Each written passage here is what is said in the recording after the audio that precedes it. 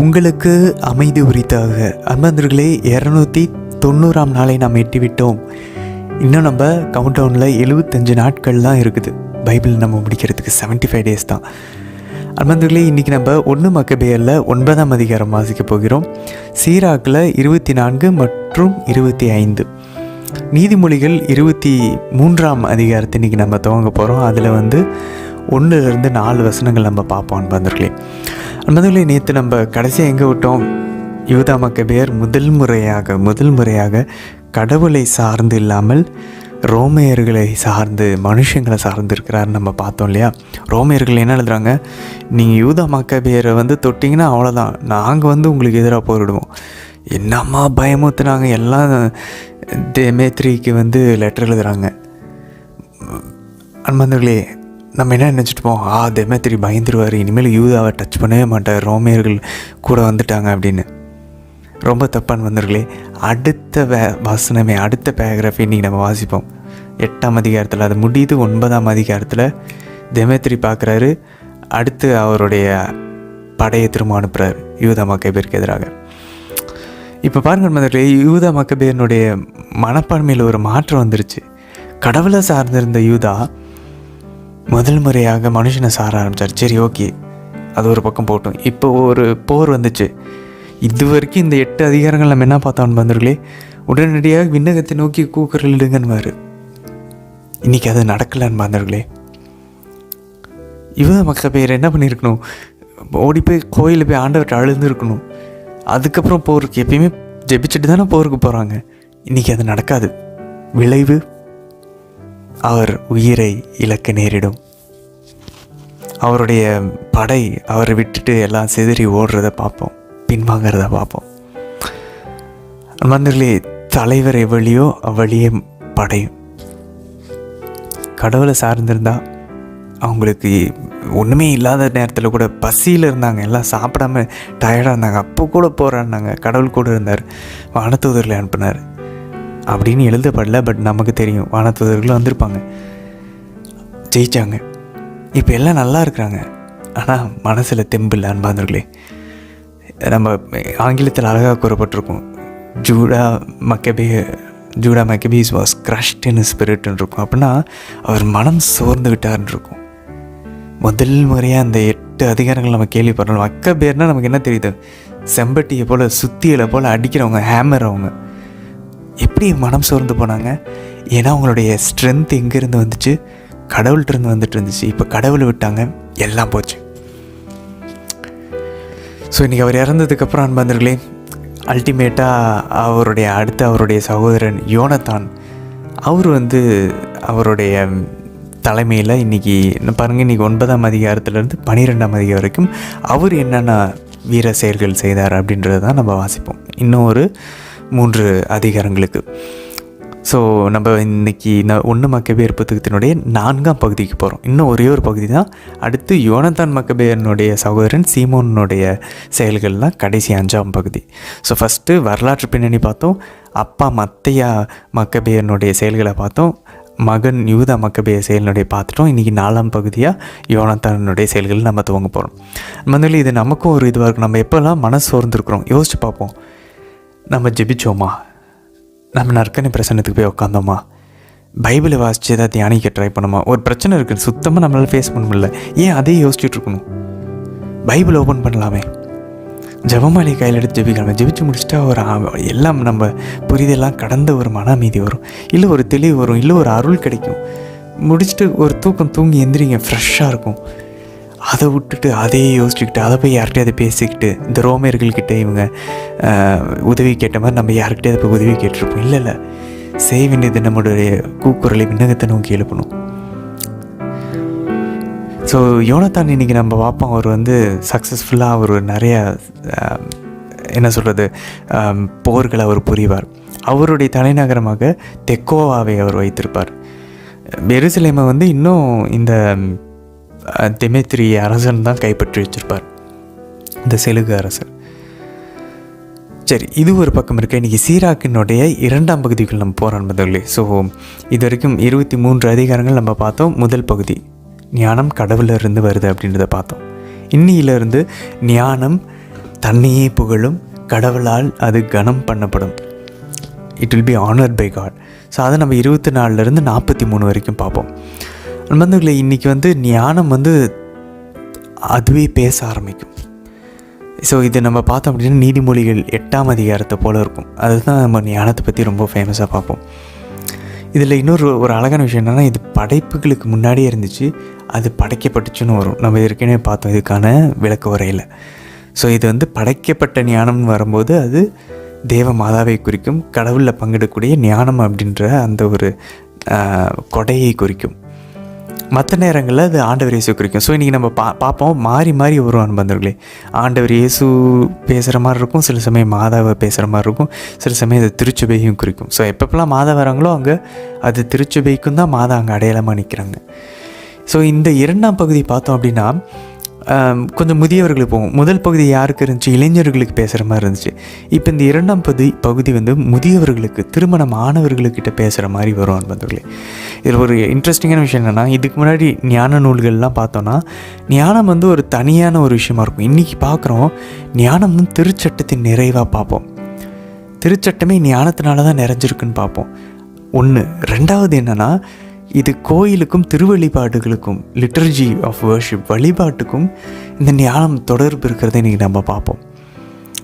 So இது எல்லாமே இன்றைக்கி அந்த ஞானம் ஒரு அழகாக அதே இந்த தோரா, அந்த மோசேவனுடைய சட்டத்தோடையும் இந்த திருக்கோயிலோடையும் அது சேரும்போது அப்போ பாருங்களேன், இதுக்கு முன்னாடிலாம் என்ன யோசிச்சுட்டு இருந்தாங்க?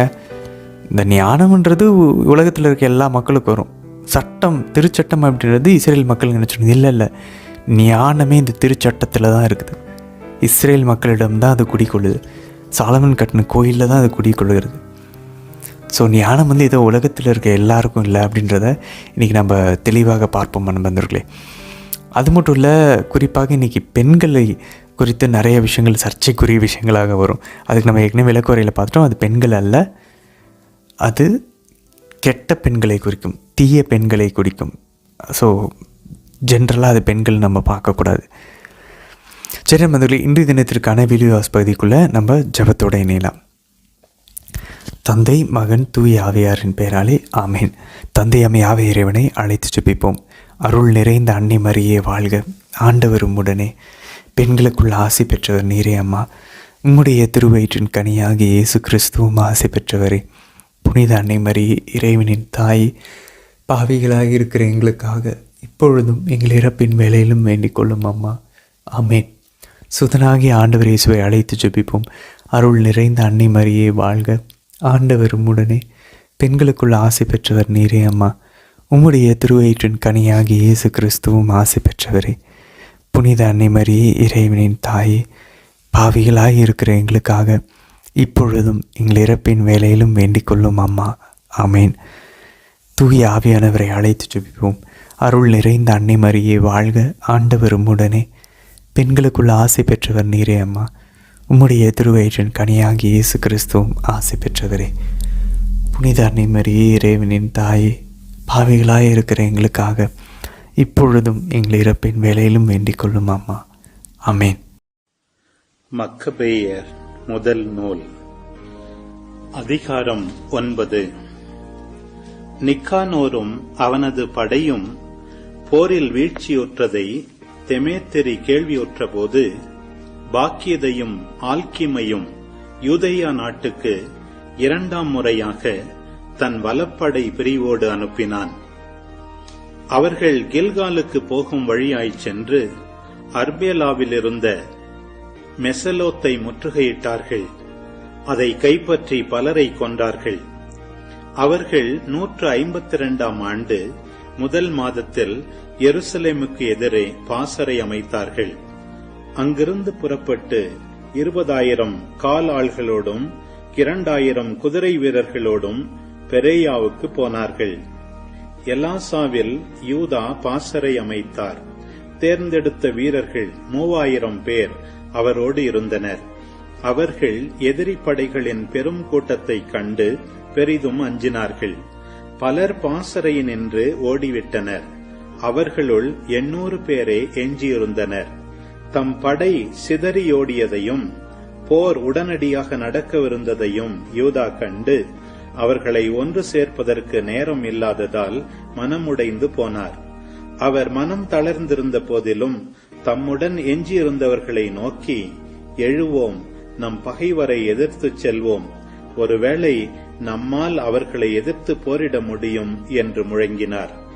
ஆனால் அவர்கள், நாம் மிகச் சிலராயிருப்பதால் இப்போது போரிட முடியாது, முதலில் நம் உயிரை காப்பாற்றிக் கொள்வோம், பின்னர் நம் சகோதரர்களுடன் திரும்பி வந்து அவர்களோடு போரிடுவோம் என்று சொல்லி அவரது மனத்தை மாற்ற முயன்றார்கள். அதற்கு யூதா, அவர்களுக்கு புறமுதுகு காட்டி ஓடுவது என்பது நாம் செய்யக்கூடாத செயல்.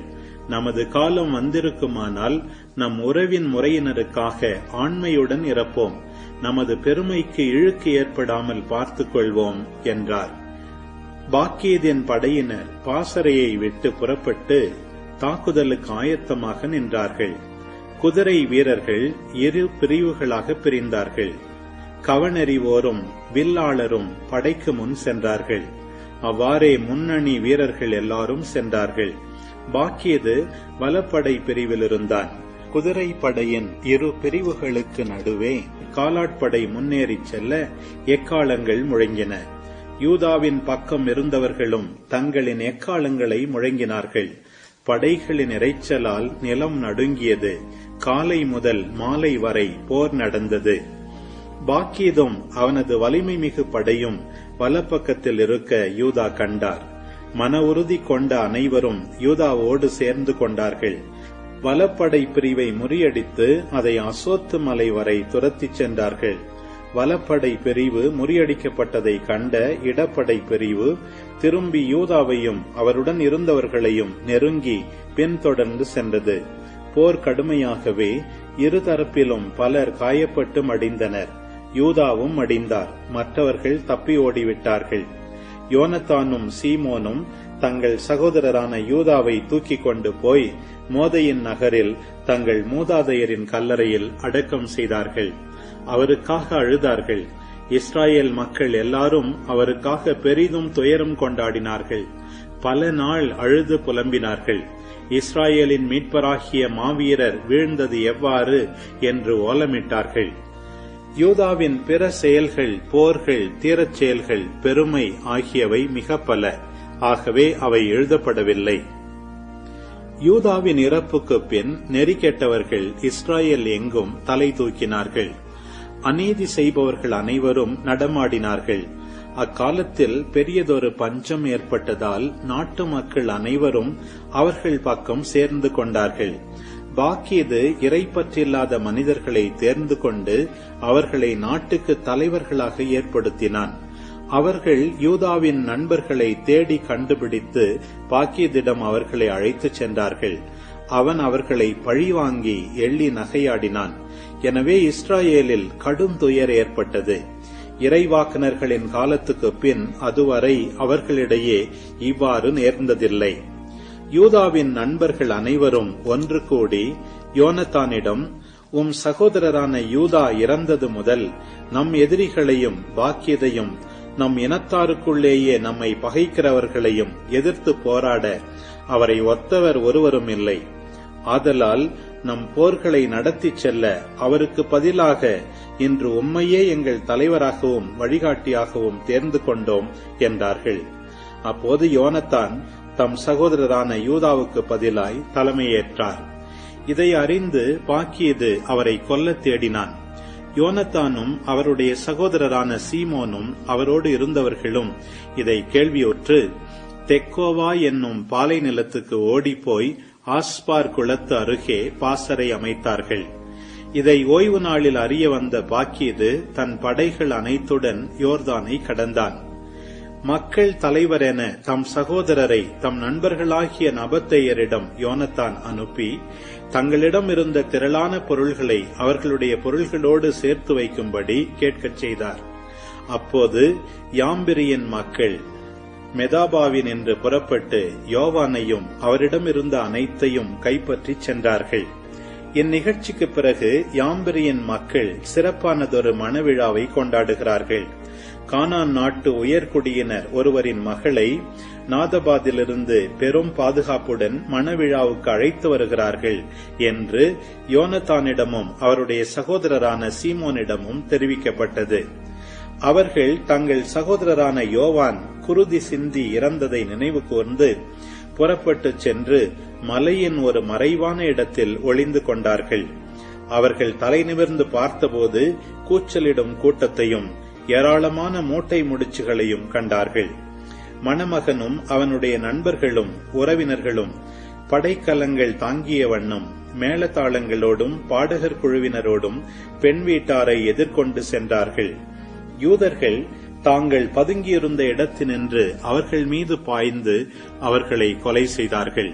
பலர் காயமுற்று மடிந்தார்கள். மற்றவர்கள் மலைக்கு ஓடிப்போனார்கள். அவர்களின் அனைத்து பொருள்களையும் யூதர்கள் எடுத்துக் கொண்டார்கள். இவ்வாறு மணவிழா மகிழ்ச்சி துயரமாய் மாறியது. இன்னிசை ஒப்பாரியாக மாறியது.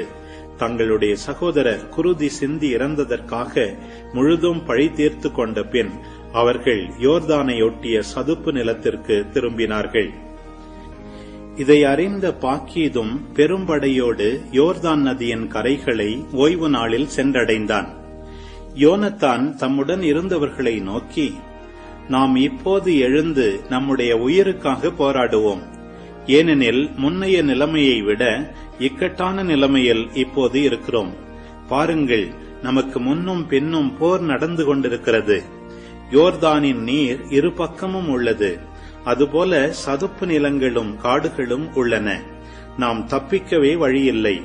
நம்முடைய பகைவர்களிடமிருந்து காப்பாற்றப்பட விண்ணக இறைவனிடம் மன்றாடுங்கள் என்றார். போர் தொடங்கியது. பாக்கியதை தாக்க யோனத்தான் கையை ஓங்கினார். ஆனால் அவன் தப்பி பின்னடைந்தான். யோனத்தானும் அவரோடு இருந்தவர்களும் யோர்தானில் குதித்து அக்கறைக்கு நீந்திச் சென்றார்கள். ஆனால் பகைவர்கள் யோர்தானை கடந்து அவர்களை எதிர்த்து வரவில்லை. அன்று பாக்கியதின் படையில் 1000 பேர் மடிந்தனர். பாக்கியது எருசலேம் திரும்பினான். யூதேயாவில் அரண் சூழ் நகர்களை கட்டினான்.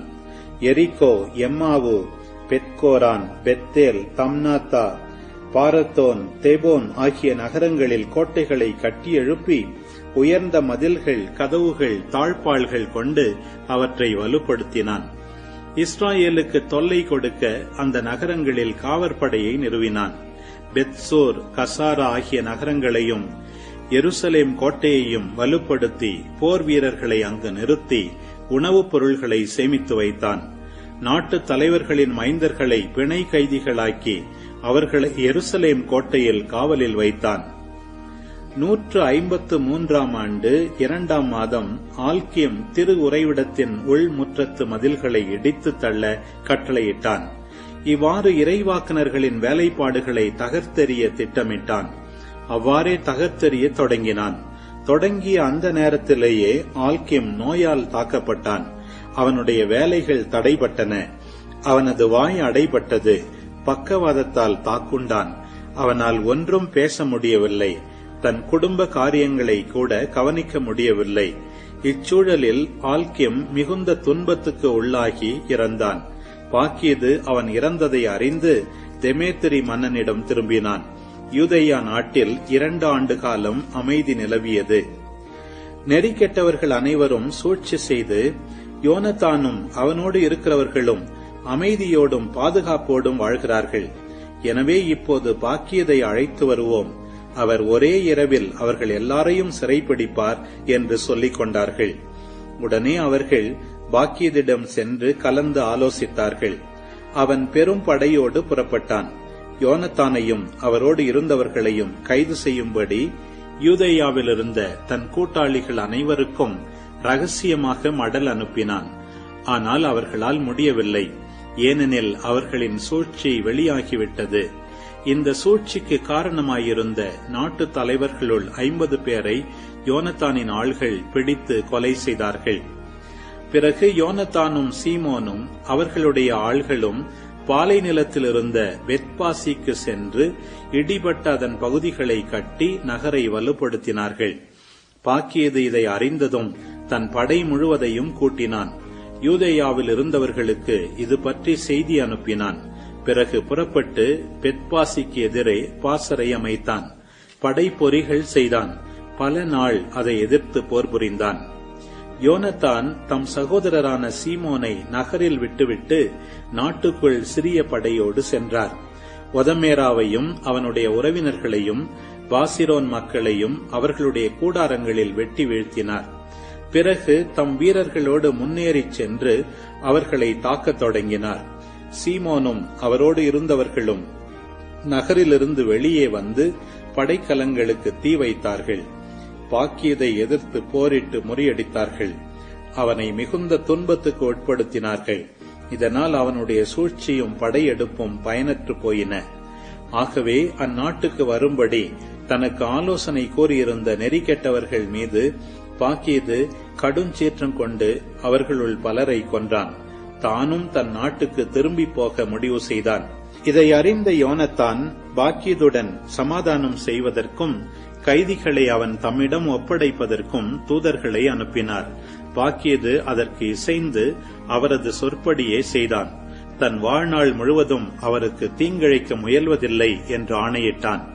தான் யூதேயா நாட்டிலிருந்து முன்பு சிறைப்படுத்தியவர்களை அவரிடம் ஒப்படைத்தான். தன் நாட்டுக்கு திரும்பி வந்த பின் அவர்களின் எல்லைக்குள் அவன் கால் வைக்கவே இல்லை. இவ்வாறு இஸ்ராயேலில் போரின்றி அமைதி நிலவியது. யோனத்தான் மிக்மாஸில் குடியேறி மக்களுக்கு நீதி வழங்க தொடங்கினார். இறை பற்றில்லாதவர்களை இஸ்ராயேலிலிருந்து அழித்தொழித்தார். சீராக்கின் ஞானம். அதிகாரம் 24. ஞானம் தன்னையே புகழ்ந்து கொள்கிறது. தன் மக்கள் நடுவே தனது மாட்சியை எடுத்துரைக்கிறது. உன்னத இறைவனின் மன்றத்தில் திருவாய் மலர்ந்து பேசுகிறது. அவரது படைத்திரள் முன்பாக தனது மாட்சியை எடுத்துரைக்கிறது. உன்னதரின் வாயினின்று நான் வெளிவந்தேன். மூடுபனி போன்று மண்ணுலகை மூடிக்கொண்டேன். உயர்வானங்களில் நான் வாழ்ந்து வந்தேன். முகில் தூணில் அரியணை கொண்டிருந்தேன். வானத்தையெல்லாம் நானே தனியாக சுற்றி வந்தேன். கீழ் உலகின் ஆழத்தை ஊடுருவிச் சென்றேன். கடலின் அலைகள் மேலும் மண்ணுலகெங்கும் மக்கள் அனைவர் மீதும் நாடுகள் மீதும் ஆட்சி செலுத்தினேன். இவை அனைத்தின் நடுவே ஓய்வு கொள்ள ஓர் இடத்தை நான் விரும்பினேன். யாருடைய உரிமை சொத்தில் நான் தங்குவேன்? பின் அனைத்தையும் படைத்தவர் எனக்கு கட்டளையிட்டார். என்னை படைத்தவர் என் கூடாரம் இருக்க வேண்டிய இடத்தை முடிவு செய்தார். யாக்கோபில் தங்கி வாழ், இஸ்ராயேலில் உன் உரிமை சொத்தை காண்பாய் என்று உரைத்தார். காலத்திற்கு முன்பே தொடக்கத்தில் அவர் என்னை படைத்தார். எக்காலமும் நான் வாழ்ந்திடுவேன். தூய கூடாரத்தில் அவர் திருமுன் பணி செய்தேன். இதனால் சீயோனில் உறுதிப்படுத்த பெற்றேன். இவ்வாறு அந்த அன்புக்குரிய நகரில் அவர் எனக்கு ஓய்விடம் அளித்தார். எருசலேமில் எனக்கு அதிகாரம் இருந்தது. ஆண்டவரின் உரிமை சொத்தாகிய பங்கில் மாட்சிமைப்படுத்த பெற்ற மக்கள் நடுவே நான் வேரூன்றினேன். லெபனோனின் கேதுரு மரம் போலவும் எர்மோன் மலையின் சைப்ரஸ் மரம் போலவும் நான் ஓங்கி வளர்ந்தேன். எங்கேதி ஊரின் பேரீச்ச மரம் போலவும் எரிகோவின் ரோசா செடி போலவும் சமவெளியின் அழகான ஒலிவ மரம் போலவும் பிளாத்தான் மரம் போலவும் நான் ஓங்கி வளர்ந்தேன். இலவங்க பட்டை போலும் பரிமள தைலம் போலும் மனம் கமழ்ந்தேன். சிறந்த வெள்ளை போளம் போல நறுமணம் தந்தேன். கல்பானும் ஒனிக்ஸா எனும் நறுமண பொடிகள் போலும் உடன்படிக்கை கூடாரத்தில் எழுப்பப்படும் புகை போலும் நறுமணம் வீசினேன். தேவதாரு மரத்தை போல் என் கிளைகளை பரப்பினேன். என் கிளைகள் மாட்சியும் அருளும் நிறைந்தவை. நான் அழகு அளித்திடும் திராட்சை கொடி, மாட்சி செல்வத்தினுடைய கனிகள் என் மலர்கள். நானே தூய அன்பு, அச்சம், அறிவு, தூய நம்பிக்கை ஆகியவற்றின் அன்னை. கடவுளால் குறிக்கப்பட்ட என் பிள்ளை மேல் நான் பொழியப்படுவேன். என்னை விரும்புகிற அனைவரும் என்னிடம் வாருங்கள். என் கனிகளை வயிறார உண்ணுங்கள்.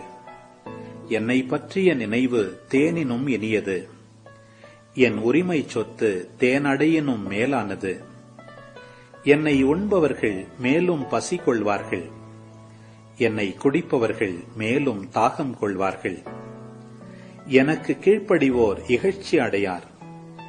என்னோடு சேர்ந்து உழைப்போர் பாவம் செய்யார். இவ்வாறு ஞானம் கூறிய அனைத்தும் உன்னத இறைவனின் உடன்படிக்கை நூலாகும். மோசே நமக்கு கட்டளையிட்ட யாக்கோபின் சபைகளுக்கு உரிமை சொத்தாக வழங்கப்பெற்ற திருச்சட்டமாகும்.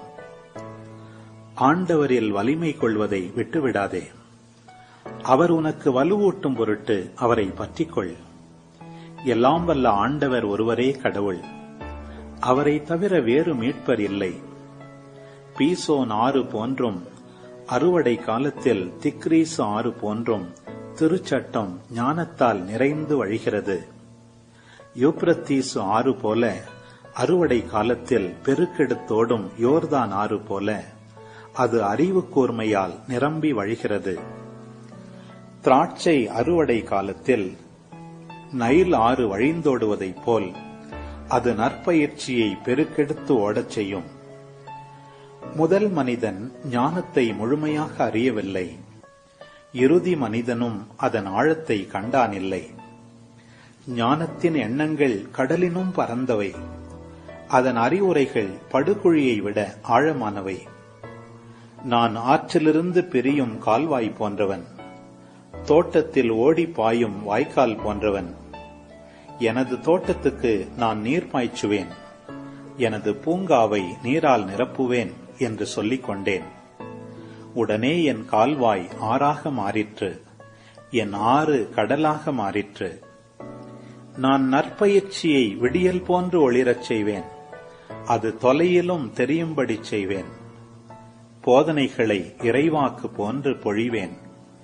அதை காலங்களுக்கெல்லாம் விட்டுச் செல்வேன். எனக்காக மட்டும் உழைக்கவில்லை, ஞானத்தை தேடுவோர் அனைவருக்காகவும் உழைத்தேன் என அறிந்து கொள்ளுங்கள். சீராக்கின் ஞானம்.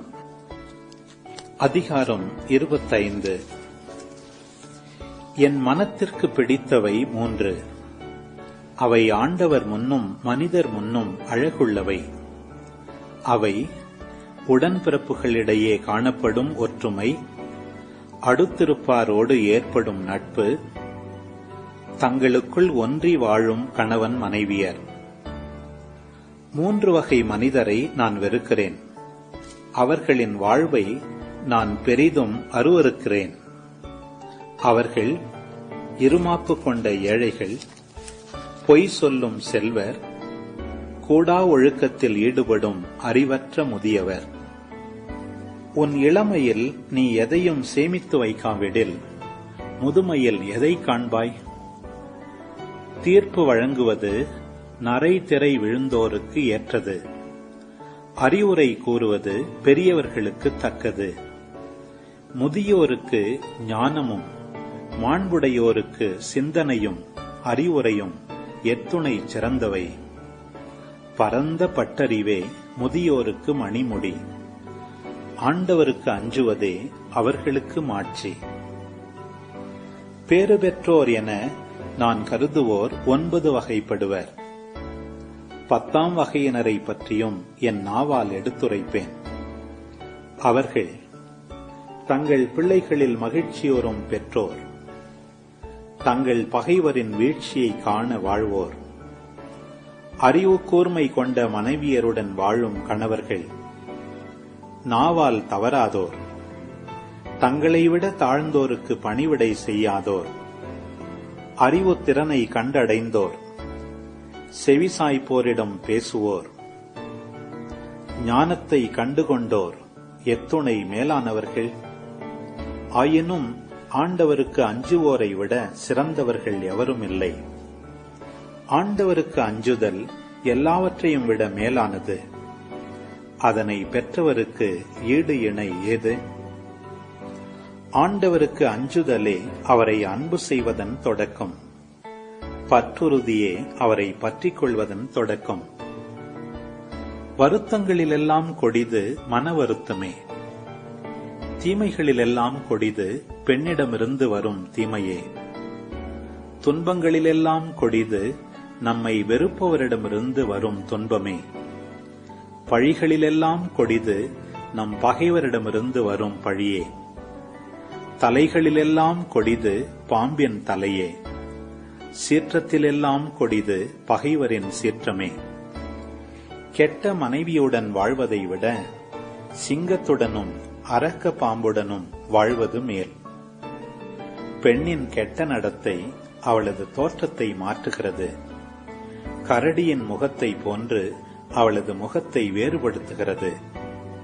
அவளுடைய கணவர் அடுத்தவர்களுடன் அமரும்போது அவர்கள் சொல்வதை கேட்டு கடுமையாக பெருமூச்சு விடுவார். பெண்ணின் தீச்செயலுக்கு முன் மற்ற எல்லாமே சிறிது. பாவிகளுடைய கேட்டுக்கு அவள் ஆளாகட்டும். மணல் மேட்டில் முதியவரால் ஏற முடியாது. வாயாடி மனைவியுடன் அமைதியான கணவர் வாழ முடியாது. மங்கையரின் அழகினில் மயங்கிவிடாதே. பெண்கள் மீது இச்சை கொள்ளாதே. தன் மனைவியின் ஆதரவில் வாழ்க்கை நடத்தும் கணவர் அவளுடைய சினத்துக்கும் செருக்குக்கும் ஆளாகி பெரும் இகழ்ச்சி அடைவார். சோர்வுற்ற மனம், வாட்டமான முகம், உடைந்த உள்ளம் ஆகியவை கெட்ட மனைவியினால் வருகின்றன. தன் கணவரை மகிழ்விக்காத மனைவி நலிவுற்ற கைகளையும் வலிமையற்ற முழங்கால்களையும் போன்றவள். பெண்ணாலேயே பாவம் தோன்றியது. அவளை முன்னிட்டே நாம் அனைவரும் இறக்கிறோம். தொட்டியிலிருந்து தண்ணீர் ஒழுகியோட விடாதே. கெட்ட பெண்ணை அவளுடைய விருப்பம் போல பேச விடாதே. உன் விருப்பப்படி உன் மனைவி நடக்கவில்லை எனில் உன்னிடமிருந்து அவளை விலக்கி வை. நீதிமொழிகள் அதிகாரம் 23. ஆளுநர் வீட்டில் நீ உணவு கொள்ள உட்காரும்போது உனக்கு முன் இருப்பதை நன்றாய் கவனித்துப் பார். உனக்கு அப்போது அடங்கா பசி இருந்தாலும் உன் தொண்டையில் கத்தி இருப்பதாக நினைத்துக்கொள். அவர் தரும் சுவையான ஒண்டியை உண்ண ஆவல் கொள்ளாதே. அது உன்னை வஞ்சிக்க விழையும் உணவாயிருக்கலாம். செல்வராக வேண்டுமென்று பாடுபட்டு உருக்குலைந்து போகாதே. அதனால் உனது அறிவை இழந்து விடாதே. ஆமேன். ஆண்டவரே, இந்த நாளுக்கான இந்த இறைவார்த்தை பகுதிகளை வாசித்து முடிக்கிறதுக்கு தேவையான அருளை கொடுத்ததற்காக நன்றி செலுத்துகிறோம் அப்பா. இந்த நாளுக்காக நன்றி ஆண்டவரே. அப்பா, நாங்களும் யூதா மக்கபேயர் இறுதி நாட்களில் அவர் செய்த அந்த மனுஷங்களை நம்பின அந்த தவறை நாங்களும் பல வேளைகளில் செய்துட்ருக்கோம்ப்பா. நாங்கள் உங்களை மட்டுமே நம்பி இருக்கணும். ஏன்னா நீங்கள் மட்டும்தான் எப்பொழுதும் நிலையாக இருக்கக்கூடியவங்க. மனுஷங்க மாறிக்கிட்டே இருப்பாங்க. மனுஷங்க பலவீனமானவங்க. மனுஷங்க நிறங்களை மாற்றிக்கொண்டே இருப்பாங்க. அம்மா, ஞானத்தின் இருப்பிடமே, அம்மா, நீங்கள் தேர்ந்தெடுக்கப்பட்ட பிள்ளைகள் மேலே புளியப்படுவீங்கன்னு இன்றைக்கி நாங்கள் வாசி கேட்டோம்மா. எங்கள் மேலே இறங்கி வாங்கம்மா. எங்களுக்கு எப்படி வாழணும்னு சொல்லி கொடுங்கம்மா. கடவுளுக்கு அஞ்சி அவரை மட்டுமே நம்பி வாழக்கூடிய ஒரு உள்ளத்தை, ஒரு வாழ்க்கையை எங்களுக்கு தந்துடலுமாம்மா. தந்தை, மகன், தூய ஆவியாரின் பெயராலே ஆமீன். முதல்ல இன்றைக்கு மக்கபேயரில் பாருங்கள், ரொம்ப ஒரு வருத்தமான ஒரு பகுதி பாருங்களேன். 9ஆம் அதிகாரம் 7ஆம் வசனம். தம் படை சிதறி ஓடியதையும் போர் உடனடியாக நடக்கவிருப்பதையும் யூதா கண்டு அவர்கள் ஒன்று சேர்ப்பதற்கு நேரம் இல்லாததால் மனமுடைந்து போனார். அன்பார்ந்தவர்களே, அப்போல்லாம் ஜெபிக்கிறதுக்கெலாம் நேரம் இருந்துச்சு. இதை விட பெரிய படை வந்தப்பெல்லாம் நேரம் இருந்துச்சு. இப்போ மட்டும் டைம் இல்லைன்னு சொல்கிறாங்க. ஏன் மனம் உடைஞ்சு போனார்? எவ்வளோ ஆழமான ஆவிக்குரிய ஒரு சத்தியம் இதில் இருக்குது பாருங்கள் அன்பார்ந்தவர்களே. அப்போ நம்ம எப்போல்லாம் நமக்கு டைம் இல்லாமல் போகுது, எப்பப்பெல்லாம் நம்ம மனம் சோர்வில் இருக்கிறோம், அப்போல்லாம் நம்ம கடவுள்கிட்ட நம்ம டைம் கொடுக்கலான்னு அர்த்தம். டைமை நம்மளா ஏதோ ட்ரை பண்ணி வேஸ்ட் பண்ணிகிட்டு இருக்கோம்னு அர்த்தம் அன்பார்ந்தவர்களே. 8-10 வசனங்கள் பாருங்கள். மக்கள் சொல்கிறாங்க, இல்லை இல்லை வேணாம், நம்ம பின்வாங்கிடுவோம், அதுக்கப்புறம் நம்ம தைரியமாக வந்து நம்ம போரிடலாம் அப்படின்றாங்க. அன்பர்களே, இப்போ இதெல்லாம் ஏன் நடந்துச்சு பாருங்கள், யோசிச்சு பார்ப்போமே. நம்மளும் இந்த மாதிரி யூத மக்கள் மாதிரி இல்லை இல்லை நான் இருந்தாலும் நான் பின்வாங்க மாட்டேன், போய் சண்டை போடுவேன். இது பார்க்குறதுக்கு அப்படியே தைரியமான ஒரு விஷயமா இருக்கலாம். ஆனால் பிரச்சனை என்ன, நான் ஏன் சோர்ந்து போனேன்? நான் தான் எல்லாத்தையும் உற்சாகப்படுத்துவேன். யூத மக்கள் பேர் யோசிச்சிருக்கணும். ஆனால் என்னுடைய மனசே இப்போ சோர்வாக இருக்குது. இது ஃபஸ்ட்டு டைமாக இருக்கே. இதை விட பெரிய படையெல்லாம் நம்ம சந்தரிச்சிருக்கோமே, இதை விட பலவீனமாக இருந்தப்பெல்லாம் போய் சந்தித்து சண்டை போட்டிருக்கோமே, ஏன் இப்போ இது நடக்குது? என்ன தப்பு செஞ்சோம்? ரூட் ப்ராப்ளம் நம்ம யோசிக்க மாட்டேங்கிறோம், மேலோட்டமாக பார்க்குறோம். ஆவிக்குரிய விஷயம் பாருங்களேன், we put things right with God. கடவுளோடு இருக்கக்கூடிய விஷயங்களை நம்ம கரெக்டாக போட்டோன்னா மற்ற விஷயங்கள் எல்லாமே கரெக்டாகும். அப்போ யூதா என்ன பண்ணியிருக்கணும், பின்வாங்கிட்டு போய் கோயிலில் உட்காந்துட்டு ஆண்டவர்கிட்ட கேட்டுட்டு, என்ன பிரச்சனை, எங்கள் மக்களை திரும்ப ஒன்று கூட்டுங்க. ஜெபிச்சிருந்தாங்கன்னா மக்கள் திரும்ப ஒன்று கூடுவாங்க. அப்போ மக்கள் ஒன்று கூடி படை ஒன்றாக இருப்பது கடவுள் கையில் இருந்துருக்குது பாருங்களேன். நமக்கு ஒரு உதவி வருது மனுஷங்கிட்ட இருந்து, மனுஷங்க வழியாக, எல்லாமே கடவுள் கொடுக்குறது. நம்ம இந்த மாதிரி தான் யூதாவை போல் நம்ம வந்து இல்லை இல்லை இருந்தாலும் பண்ணுறோன்னு சொல்லிட்டு நம்ம அப்படியே ரெக்லெஸ்ஸாக முட்டாள்தனமாக நம்ம போய் சண்டை போடுவோம். ஆக்சுவலாக நம்ம பின்வாங்கி என்ன பிரச்சனைன்னு, ஏன் எனக்கு இது நடக்குதுன்னு சொல்லி யோசித்தோன்னா தெரிய வரும், எங்கேயாச்சும் நம்ம பிசுறு தட்டியிருப்போம். இந்த ரோமியர்களுக்கு எழுதின அந்த கடிதம் மாதிரி ரோமியர்கள்கிட்ட போய் சார்ந்தோம். அதுதான் பிரச்சனை. அதை யூதா கொஞ்சம் கண்டுபிடிச்சிருந்தாருன்னா, அவர் கடவுள்கிட்ட மன்னிப்பு கேட்டிருந்தாருன்னா, இந்நேரம் இந்த போர் தோற்றுருக்க மாட்டார், அவர் வாழ்க்கையும் இழந்திருக்க மாட்டார், உயிரையும். 23ஆம் வசனம் பாருங்கள். யூதாவின் இறப்பிற்கு பின் நெறிக்கெட்டவர்கள் இஸ்ரேல் எங்கும் தலை தூக்கினார்கள், அநீதி செய்பவர்கள் அனைவரும் நடமாடினார்கள். அன்பர்களே, நமக்குள்ளே இருக்கிற யூதா மக்கபேர் ஒருத்தர் இருந்தார். அது ஆண்டவர் இயேசு, தேவமாதா, ஆவியானவர்களுடைய குரல், புனிதர்களுடைய குரல், வானதூதர்களுடைய குரல். என்னைக்கு இதுக்கு நம்ம செவி கொடுக்காம நம்ம கட் பண்ணுறோமோ, அப்போ நம்மளுடைய நெறிகேடுகள்லாம் தலை தூக்க ஆரம்பிக்கும். என்னடா திரும்பவும் நம்ம வந்து பாவத்தில் விழுகிறோம் அப்படின்னா யூத மக்கபேர் செத்துட்டார்னு அர்த்தம். அப்போ தான் இந்த நெறிகேடுகள் உள்ளேருந்து நமக்கு வரும், அநீதிகள் நமக்குள்ளே வரும். அப்போது ஏன் இவங்க குரல் கேட்க மாட்டேங்குது? ஜெபத்துலேயும் தபத்துலேயும் இல்லைன்னு அர்த்தம். அப்போது எப்பப்பெல்லாம் எனக்கு நெகட்டிவ் தாட்ஸ் வருது, ஒரு நபரை பற்றியோ ஒரு சுச்சுவேஷன் பற்றி, இது என்னால் முடியவே முடியாது, இவங்க ரொம்ப கெட்டவங்க, இப்படிப்பட்ட விஷயங்கள் வருதுனாவே சாத்தங்கிட்ட இருந்து வருது. சிம்பிள். 26ஆம் வசனம் பாருங்கள். யோனத்தான் கரெக்டாக பண்ணுறாரு. திரும்பவும் யூதா மக்கபேர் பண்ணதை, தவறுனதை இவர் பண்ணுறாரு. ஆண்டவரிடம் கூக்குரலிடுங்கன்னு சொல்லி ஜெபிச்சுட்டு போகிறாங்க, ஜெயிக்கிறாங்க. அது வந்து பைபிள் எவ்வளவு நுணுக்கமாக அமைதியாக நமக்கு இந்த மெசேஜை கொடுத்துட்டு போயிட்டே இருக்குது பாருங்களேன். ஆண்டவரிடம் ஜெபிச்சாங்க, வெற்றி பெற்றாங்க. அப்போ நம்மளுக்கும் ஒவ்வொரு முறை போருக்கு வரும்போதும் நம்ம என்றைக்கெல்லாம் ஒரு சோதனை வரும்போதும் சரி, வாழ்க்கையில் ஒரு முக்கியமான விஷயத்துக்கு போகும்போது, எப்பப்பெல்லாம் கடவுள்கிட்ட ஜெபத்தில் திரும்பிட்டு அப்புறம் போகிறோமோ நமக்கும் வெற்றி உண்டு, இல்லைன்னா தோல்வி தான். அதுக்கப்புறம் 54 55 வசனங்கள் பாருங்கள். ஆல்கீம் திருவுறைவிடத்தின் உள்முற்றத்தை மதில்களை இடித்து தள்ள கட்டளையிட்டான். தொடங்கிய அந்நேரத்திலேயே ஆல்கீம் நோயினால் தாக்கப்பட்டு அவர் இறந்து போகிறார், கடும் வேதனையினால். நண்பர்களே, எவன் ஒருவன் கடவுளுடைய ஆலயத்தை கெடுத்து போகிறானோ அவனை கடவுள் கெடுத்து போடுவார்னு சொல்லி புனித பவுல் கூறுகிறார் புதிய ஏற்பாட்டில். ஸோ அப்போ புனித பவுலுக்கு தெரியுது இந்த பேக்ரவுண்ட்லாம். அவரோட ஆலயத்தை கெடுக்கூடாது. அப்படின்னா நம்மளோட உடல் ஆன்மாவை தூய்மையாக வச்சுக்கணும். அதை நம்ம கெடுத்தோம், நம்ம வாழ்க்கையை அவர் கெடுப்பார். சிம்பிள். அதுக்கப்புறம் சீராக் 24ஆம் அதிகாரம் 1ஆம் வசனம். ஞானம் தன்னையே புகழ்ந்து கொள்கிறது. அந்த மாதா தன்னையே பாடுறாங்க. இந்நாள் முதலாம் தலைமுறைகள் என்னை பெயர் உடையாள் என்று வாழ்த்திடுமே. அப்படின்னா மாதா தற்பெருமையில் பாடுறாங்களா? இல்லை. நம்ம ஏற்கனவே பார்த்தோம், ஆபிரகாமை ஆசீர்வதித்தார், உன்னை ஆசீர்வதிக்கிறவங்கள நானும் ஆசீர்வதிப்பேன். ஸோ மாதாவை நம்ம ஆசீர்வதிக்க நம்ம ஆசீர்வாதத்தை பெறுகிறோம். அதனால தான் மாதா சொல்கிறாங்க, இனிமேல் ஆபிரகாம்கிட்ட சொன்னதெல்லாம் என்கிட்ட நிறைவேறுது அப்படின்றாங்க மாதா. ஸோ அது ஒரு இறைவாக்கு நிறைவேற்றுறாங்க. இன்னொன்று, மாதா அந்த இடத்துல ஞானத்தை போல செயல்படுகிறார்கள். ஞானம் தன்னையே புகழ்ந்து கொள்கிறது. She is the created wisdom, படைக்கப்பட்ட ஞானம் மாதா. அதுக்கப்புறம் பாருங்கள் 24ஆம் அதிகாரம் 3ஆம் வசனம். உன்னதரின் வாயின்று நான் வெளியே வந்தேன். அன்பர்கள், இது யார்? ஆண்டவர் இயேசுவை குறிக்கிறது.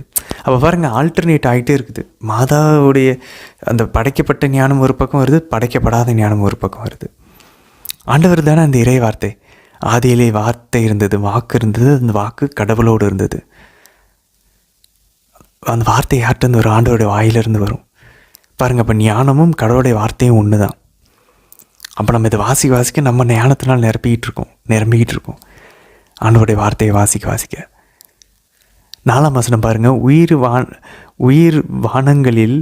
உயர் வானங்களில் நான் வாழ்ந்து வந்தேன், முகில் தூணில் அரியணை கொண்டிருந்தேன்.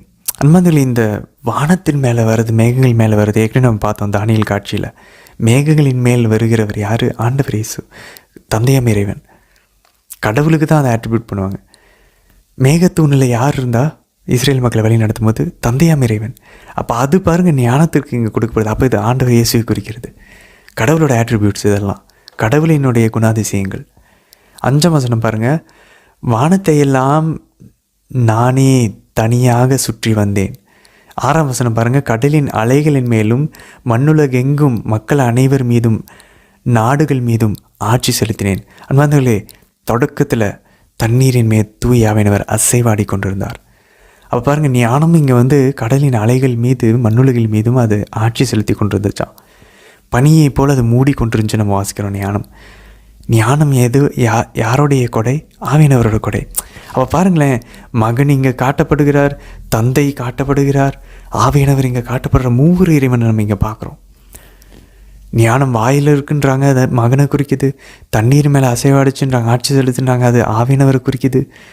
அதுக்கப்புறம் அதே ஞானம் மேகத்தூண்லேருந்து வருதுன்றாங்க, அது தந்தையை குறிக்குது. மூவர் இறைவனும் இங்கே பாருங்க படம் பிடிச்சி காட்டுறாங்க. ஞானம் கடவுளிடம் இருக்குது, அந்த ஞானம் அந்த மூவர் இறைவன். 7ஆம் வசனம் பாருங்கள். கடவுள்கிட்டருந்து மாதா கிட்ட மாறுது பாருங்கள். இவை அனைத்தின் நடுவே ஓய்வு கொள்ள ஒரு இடத்தை நான் விரும்பினேன். யாருடைய உரிமை சொத்தில் நான் தங்குவேன்? யார்கிட்ட நான் போய் இளைப்பாருவேன்? யார்கிட்ட போய் நான் ஓய்வு எடுப்பேன்? ஆண்டவர் கேட்குற விண்ணகத்திலேருந்து. அந்த அன்பான தாழ்மை உள்ள தாய் மடியில் தான் ஆண்டவர் இறங்கி போய் தங்க போகிறாரு. எவ்வளோ அழகாக இருக்குது பாருங்களேன். அங்கே ஸ்விட்ச் ஆகுது. இப்போ மாதாவை பற்றி வருது. 8ஆம் வசனம் பாருங்கள். பின் அனைத்தையும் படைத்தவர் எனக்கு கட்டளையிட்டார், என்னை படைத்தவர் என் கூடாரத்தை இருக்க வேண்டிய இடத்தை முடிவு செய்தார். யாக்கோபில் தங்கி வாழ இஸ்ரேலில் உன் உரிமை சொத்தை காண்பாய் என்று உரைத்தார். அப்போ மாதா இஸ்ரேலில் வராங்க. யாக்கோபின் குடும்பத்தாரில் மாதா பிறக்கிறாங்க. ஸோ லிட்ரலாக பார்த்தோம் அப்படின்னா இந்த ஞானம் இஸ்ரேலில் தங்குச்சு அப்படின்னா மோசேவின் திருச்சட்டம் அந்த தோராவில் இறங்குது. ஸோ கடவுளுடைய அந்த டிவைன் லா, அந்த திருச்சட்டம் இஸ்ரேலுக்கு வெளிப்படுத்தப்படுது. யாக்கோபின் குடும்பத்தாரிடையே அது குடிக்கொள்ளுது, அதனுடைய கூடாரத்தை அமைக்குது. ஸோ லிட்ரலாக பார்த்தோன்னா இது திருச்சட்டத்தையும் ஆண்டவருடைய கோவிலையும் குறிக்கும், திருவழிபாடை குறிக்கும். பட் இது மாதாவையும் குறிக்கும், மாதா வழியாக ஆண்டவர் இயேசுவையும் குறிக்கும். அதுக்கப்புறம் பாருங்கள் 9ஆம் வசனம். காலத்திற்கு முன்பே தொடக்கத்தில் அவர் என்னை படைத்தார், எக்காலமும் நான் வாழ்ந்திடுவேன். அன்பர்களே, மாதா எப்படி எக்காலம் வாழ்வாங்க? ஏன்னா ஆண்டவர் சொல்கிறார், என்னை விசுவசிக்கிறவன் இறப்பினும் வாழ்வான். அப்போ மாதா எப்படி இட்டர்னலாக இருக்கிறாங்க? கடவுளுடைய வல்லமையினால் மாதா நிலையாக எக்காலமும் வாழ்வாங்க. தொடக்கிறதுக்கு முன்னாடி எப்படி மாதா இருந்தாங்க? அதான் நம்ம ஏற்கனவே பார்த்தோம். ஆண்டவர் சாத்தானை படைச்சப்பே, சாத்தானை ஃபஸ்ட்டு படைக்கலை, வானதூதர்களை படைத்த போது ஆண்டவர் வெளிப்படுத்துகிறாராம். மானிட குலம் விழுகும்போது, ஏன்னா அவருக்கு தெரியும் ஆல்ரெடி என்ன நடக்க போகுதுன்னு. நம்ம பாவம் செய்வோம், விழுவோம், அப்போ அவர் இறங்கி நம்ம மீட்க போகிறான்னு சொல்கிறப்ப சாத்தான் எதிர்க்கிறான், லூசிஃபர் எதிர்க்கிறான். அப்போ வானதூதராக இருக்கலாம். நான் அதை செய்ய முடியாதுன்றப்ப அவனை தள்ளப்படுகிறான், அவன் சாத்தானாக மாறுகிறான், விழுந்து போன வானதூதராக மாறுகிறான். ஸோ அந்த டைமில் உலகம் தொடக்கிறதுக்கு முன்னாடியே ஆண்டவர் ஒரு பிளான் வச்சுருக்காரு. ஒரு பெண்ணிடமிருந்தும் அவர் வித்திடமிருந்தும் வெளியே வரும் அப்படின்னு சொல்லி, மீட்பு வரும், நான் இறங்கி வருவேன் அப்படின்னு சொல்லி. ஸோ தொடக்கத்திலேயே அவர் மாதாவை தந்தையாம் இறைவன் சிந்தனையில் கொண்டிருந்தார். மூவர் இறைவன் தங்களுடைய கற்பனையில் கொண்டு இருந்தாங்க ஒரு பெண்ணை. அதுக்கப்புறம் பாருங்கள் 10-17 வசனங்கள். அது கூடாரத்தில் வேலை செய்து ஒரு மரங்களைப் போல, பல்வேறு மரங்களைப் போல் அது வளர்ந்து ஓங்குது. அப்போ பாருங்கள் நண்பர்களே, இந்த சாம்பிராணி, கோயிலில் இருக்கிற சாம்பிராணி, இது எல்லாமே அந்த ஞானத்தை குறிக்கிறதான். அப்போ நம்ம கோயிலில் போடுற தூபம் எல்லாமே ஆண்டவருடைய அந்த ஞானத்தை குறிக்கிறது. எல்லாமே நம்ம கத்தோலிக்க திரு அவையை குறிக்கிறது. 18ஆம் வசனம் பாருங்கள், பவர்ஃபுல்லான ஒரு வசனம். மாதா தான் படைக்கப்பட்ட அந்த ஞானம்னு சொல்லி காட்டுது. நானே தூய அன்பு, அச்சம், அறிவு, தூய நம்பிக்கை ஆகியவற்றின் அன்னை. தூய அன்பு யார்? ஆண்டவர் இயேசு. God is love. கடவுள் அன்பாக இருக்கிறார். அச்சம், அறிவு, தூய நம்பிக்கை இதெல்லாம் ஆவியானவருடைய கொடைகள் ஆகியவற்றின் அன்னை, கடவுளால் குறிக்கப்பட்ட என் பிள்ளைகள் மேல் நான் பொழியப்படுவேன். அப்பா, மாதா தான் அந்த படைக்கப்பட்ட ஞானம், அந்த அன்னை. குறிக்கப்பட்டவங்க மேலே தான் அவங்க பொழியப்படுவாங்களாம். எவ்வளோ அழகாக இருக்குது பாருங்கள் அன்பந்தர்களே. இதெல்லாம் மாதாவுடைய வசனங்கள். 17ஆம் வசனம் பாருங்கள். நிறைய வசனம் மாதாவுக்கும் ஆண்டவர் இயேசுக்கும் ஒத்துமையாக போகும். ஏன்னா ஆண்டவருடைய உடல் தானே மாதாவுடைய உடலும் ரத்தமும். நம்ம திருச்சபையில் நம்ம எல்லாருமே கத்தோலிக்க திருவை எல்லாமே பாருங்கள். நான் அழகு அழித்திடும் திராட்சை கொடி. இப்போ ஆண்டவர் தான் நானே திராட்சை கொடின்னு சொல்கிறார் யோவான் நற்செய்தியில். பாருங்கள், அது இங்கே திருச்சபையும் குறிக்கும், மாதாவையும் குறிக்கும். 19ஆம் வசனம் பாருங்கள். என்னை விரும்புகிற அனைவரும் என்னிடம் வாருங்கள், என் கனிகளை வயிறார உண்ணுங்கள். அன்பர்களே, இது வந்து திருச்சபையும் குறிக்கும், மாதாவையும் குறிக்கும், ஆண்டவர் இயேசுவையும் குறிக்கும். ஆண்டவர் என்ன சொல்கிறாரு? பசியாக இருக்கிறவங்க, தாகமாக இருக்கிறவங்க என்னிடம் வாங்க, உங்கள் பசி தீரும், உங்களுடைய தாகம் தீரும். மாதாவும் நம்மளோட கத்தோலிக்க திருவையும் இதை சொல்ல முடியும். வந்து என்னுடைய கனியை உண்ணுங்க. திருச்சபை நமக்கு என்ன தருது? நற்கருணை தருது, இறை வார்த்தையை தருது. மாதாவுடைய திரு உதிரத்தின் கனிகள் தான் கனிதான் ஆண்டவர் இயேசு, நற்கருணை, இறை வார்த்தை. அப்போ எல்லாமே பாருங்கள், என்னை விரும்புகிற அனைவரும் என்னிடம் வாருங்கள், என் கனியை வயிறார உண்ணுங்கள்னு சொல்லி ஆண்டவர் இயேசுக்கு இது பொருந்தும், மாதாவுக்கும் பொருந்தும், திருச்சபைக்கும் பொருந்தும் இந்த வசனம். 21ஆம் வசனம் பாருங்கள். என்னை உண்பவர்கள் மேலும் பசி கொள்வார்கள், என்னை குடிப்பவர்கள் மேலும் தாகம் கொள்வார்கள். இது முரண்பாடாக இருக்கலாம். ஆண்டவர் என்ன சொல்ல? என்னிடம் வாங்க, உங்கள் பசி தீர, உங்களுக்கு பசி இருக்காது. என்னிடம் வந்து பருகுங்கள், நான் உங்களுக்கு ஜீவ தண்ணீரை தரேன், உங்களுக்கு தாகமே வராதுன்னு சொல்கிறார் நற்செய்தியில். இங்கே என்ன சொல்கிறோம்? ஆண்டவரிடம் வந்து உண்டா திரும்ப பசி வருன்றாங்க, குடித்தா இன்னும் தாகம் வருன்றாங்க. இது என்னது? அல்ஃபோன்ஸ் ரோட்ரிக் இயேசு சபையை சார்ந்த அழகாக அவர் எழுதுகிறாரு கிறிஸ்டியன் வே ஆஃப் பெர்ஃபெக்ஷன் அப்படின்ற புத்தகத்தில். இது என்ன அப்படின்னாக்க, ஆண்டவர்கிட்ட வரும்போது என்ன பசி தீர்ந்து போகும், என்ன தாகம் தீர்ந்து போகும். உலகத்தின் அந்த இன்பத்து மேலே நம்ம ஓடி ஓடி போயிட்டுருக்கோம் பாருங்கள், அது தீந்துடும். ஆனால் அதே நேரத்தில் அவர் மேலே இருக்கிற பசியும் ஆசையும் தாகமும் அதிகரிக்குமா. எப்படி ஞானமாக புனிதர்கள் பார்க்குறாங்க பாருங்களேன். அப்போ என்ன பசி என்ன தாகம் தீருது? உலகத்தின்கிட்டையும் உடம்புக்கிட்டேயும் சாத்தங்கிட்டையும் மாய கவர்ச்சியிலையும் தேடிட்டு இருந்த பசியும் தாகமும் தீந்துடும். அது மேலே இனிமேல் நமக்கு ஆசையே இருக்காது. ஆண்டவர்கிட்ட வந்துட்டோன்னா அது சாட்டிஸ்ஃபை ஆயிரும், ஆண்டவர் நம்மளை திருப்திப்படுத்திடுவார். ஆனால் அதே நேரத்தில் ஆண்டவர் இன்னும் அதிகமாக வேணும்னு பசியும் தாகமும் வந்துக்கிட்டே இருக்கும். இன்னும் அவரை பற்றி தெரிஞ்சுக்கணும், இன்னும் அவரை அன்பு செய்யணும், இன்னும் அவர்கிட்ட நெருங்கணும், அது நடந்துக்கிட்டே இருக்கும். அதுதான் இங்கே நம்ம பார்க்குறோம். என்னை உண்பவர்கள் மேலும் பசி கொள்வார்கள், என்னை குடிப்பவர்கள் மேலும் தாகம் கொள்வார்கள். இன்னும் ஆண்டவர் வேணும், இன்னும் ஆண்டவர் வேணும். இது நடக்கும் அன்பந்தூர்லே, எனக்கும் நடக்குது, எல்லாருக்குமே நடக்குது. கடவுள்கிட்ட நம்ம அவரை சுவைச்சிட்டோன்னா அவர் விடவே மாட்டோம். திரும்பி இன்னும் வேணும், இன்னும் வேணும்னு போயிட்டே இருப்போம். அது வந்துக்கிட்டே இருக்கும். ஆனால் உலக விஷயங்கள் அப்படி நிலையாக தந்துக்கிட்டே இருக்காது. ஒரு பாயிண்டில் அது தீந்து போயிடும். ஆனால் ஆண்டவர்கிட்ட தீந்தே போகாது. 22ஆம் வசனம் பாருங்கள். எனக்கு கீழ்ப்படிவோர் இகழ்ச்சி அடையார், என்னோடு சேர்ந்து உழைப்போர் பாவம் செய்யார். முதல்ல இங்கே வந்து இது மாதாவை குறிக்குது. அப்போ பாருங்கள், நம்ம கடவுள்கிட்ட மாதாக்கிட்ட நெருங்கும்போது 2 பேரும் பிரிக்க முடியல.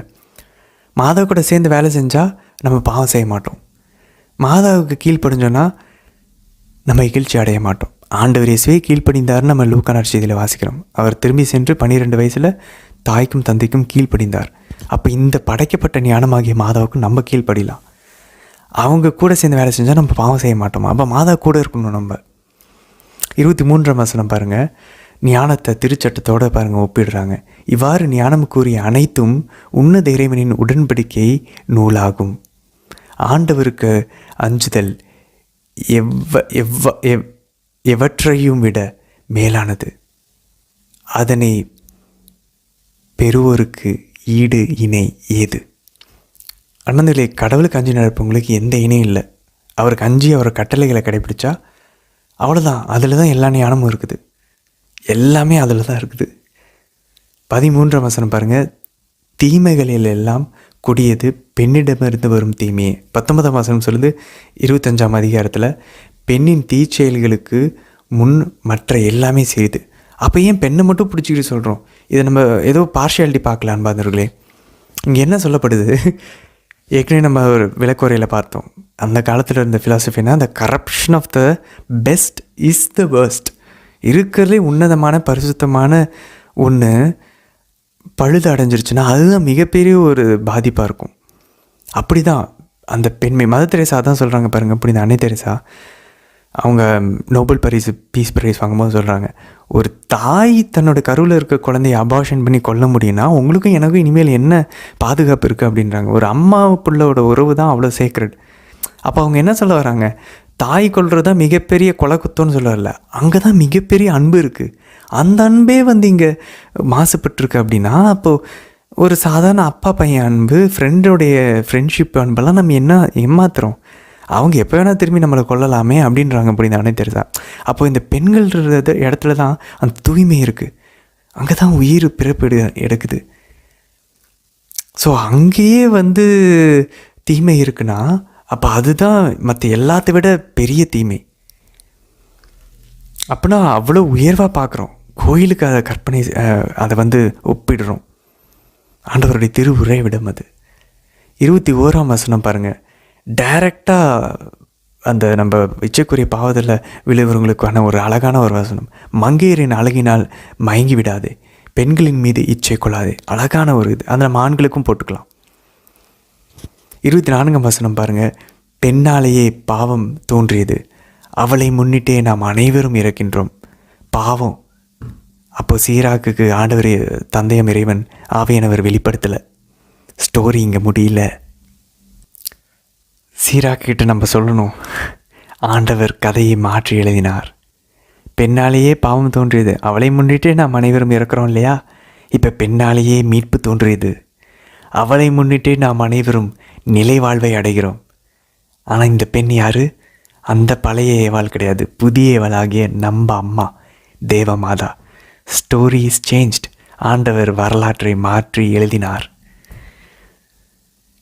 26ஆம் வசனம் பாருங்கள். உன் விருப்பப்படி உன் மனைவி நடக்கவில்லை எனில் உன்னிடமிருந்து அவளை விலக்கிவை. அன்பார்ந்தவர்களே, இதை தான் கேட்குறாங்க. இது திருச்சட்ட நூலில் தான் இங்கே இவர் சொல்கிறாரு. சீராக்கு மோசேயின் சட்டத்தை அப்படியே இங்கே சொல்கிறாரு. அதுக்கு தான் ஆண்டவர் அழகான நற்செய்தியில் விளக்கம் கொடுத்துட்டாரு. பரத்தமை என்று வேறு எதுக்காகவும் மனவிலக்கு சான்றிதழ் கொடுத்து உன் மனைவியே விலக்கி விடக்கூடாது, கணவனை விலக்கி விடக்கூடாது. அப்போ அது எதுக்கு கொடுக்கப்படுச்சு? நம்மளுடைய கடின உள்ளத்தின் பொருட்டு கொடுக்கப்படுச்சு. அப்போ என்ன பண்ணணும்? சாக்ரிஃபைஸ் பண்ணணும், ஜெபிக்கணும். புனித மோனிகாவை போல் என் கணவனை நான் மாற்றுவேன், என் மனைவியை நான் மாற்றுவேன், என் பிள்ளைங்களை நான் மாற்றுவேன், என் அம்மா அப்பா மாற்றுவேன். நம்ம நிற்கணும். அப்போ தான் மாறுவாங்க அன்பர்களே. சரி, நீதிமொழிகள் பாருங்கள். 23ஆம் அதிகாரம் 2ஆம் வசனம். உனக்கு அப்போது அடங்கா பசி இருந்தாலும் உன் தொண்டையில் கத்தி இருப்பதாக நினைத்துக்கொள். அன்பர்களே, இது டேபிள் மேனர்ஸ், அந்த எட்டிக்கெட்டுன்னு வாங்க தெரியுமா? அந்த சாப்பிடும்போது இருக்கக்கூடிய அந்த அந்த அந்த எப்படி நம்ம அந்த இடத்துல நடந்துக்கிறோம், நம்மளுடைய பிஹேவியர்ஸ். இங்கே என்ன சொல்ல வராங்க? அப்போ பசி இருந்தால் சாப்பிடக்கூடாதா? ஆண்டவர் எதுக்கு சாப்பாடு அதுக்கு தானே கொடுத்துருக்காரு? அப்படி இல்லை. அங்கே என்ன தெளிவாக கூறப்பட்டிருக்குன்னா, நம்ம ஒரு சாப்பாடு, ஒரு பெரிய ஒரு ஒரு ஒரு ஆளுநர்னுடைய ஒரு விருந்துக்கு போகிறோம். அந்த சாப்பாடை பார்க்கும்போது தான் ஒரு பசி தூண்டுவோம். ஆக்சுவலாக அது டெம்டேஷன், அது பசி கிடையாது. ஆக்சுவலாக அதை நம்ம பார்க்கலன்னு வச்சுக்கோங்களேன், நம்ம இன்னும் ஒரு 3 மணி நேரம் கூட சாப்பிடாமல் இருப்போம். ஆனால் அதை பார்த்ததுக்கப்புறம் சாப்பிடாகணும்னு சொல்லி ஒரு டெம்டேஷன் அது. அப்போது தொண்டையில் கத்தி இருக்கிற மாதிரி நினச்சிக்கிட்டு ஒரு அளவாக சாப்பிடு, செல்ஃப் கண்ட்ரோலாக இரு, உன்னுடைய அந்த உள்ளே இருக்கக்கூடிய அந்த உணர்வுகளை கட்டுப்படுத்துன்னு சொல்லி நமக்கு பைபிள் சொல்லி தருது அன்பர்களே. அவ்வளோதான், செல்ஃப் கண்ட்ரோல் தான் இங்கே. 4ஆம் வசனம் பாருங்கள். செல்வராக வேண்டும் என்று பாடுபட்டு குலைந்து போகாதே, அதனால் உனது அறிவு இழந்து விடாதே. அன்பர்களே, எங்கே நமக்கு போதும்னு சொல்லி நமக்கு ட்ரா பண்ணணுமோ அந்த இடத்துல நமக்கு தெரியணும். நம்ம தேவை பூர்த்தி செஞ்சிருச்சுன்னா போதும், அதுக்கு மேலே பணம் தேவையில்லை. ஃப்யூச்சருக்கு ஓரளவு நமக்கு தெரியுது, ஓகே ஃப்யூச்சரில் ஒரு 15,000 ஒரு 20,000 மாதம் இருந்தால் நம்மளால் ஓட்ட முடியும், கணவன் மனைவியால் ஓட்ட முடியும் வயசான காலத்தில் அப்படின்னா அதுக்கேற்ற அளவு சேர்த்து வச்சிட்டோன்னா போதும். இது எல்லாம் அவர் பார்த்துக்குவார். ஸோ திங்க் அபவுட் தேட் அன்பர்களே.